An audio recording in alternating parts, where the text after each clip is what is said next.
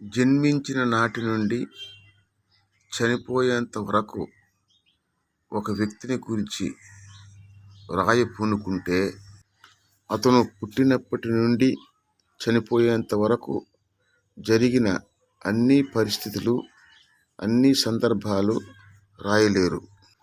అందులో కొన్ని గుర్తున్నవి, చెప్పుకోదగినవి, ముఖ్యమైనవి మాత్రమే రాయగలరు. ఆ సంగతులు ఎంతసేపు రాయగలరు? గంటలు పట్టవచ్చు, లేదా ఒక రోజు పట్టవచ్చు. బైబిలులో 4420 సంవత్సరాలు కాలములో జరిగిన కొన్ని సందర్భాలు, కొన్ని సంఘటనలు మనుషులు తెలుసుకోవాలని ఉద్దేశించి ఆ సంగతులు దేవుడు బైబిల్లో రాయించటం జరిగింది.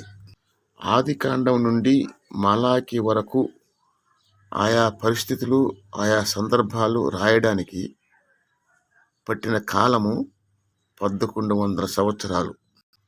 4420 సంవత్సరాలు భూమిపైన మనుషులు జీవించిన కాలమంతటిలో జరిగిన కొన్ని సంగతులు, కొన్ని సందర్భాలు రాయడానికి పట్టిన కాలము 1100 సంవత్సరాలు.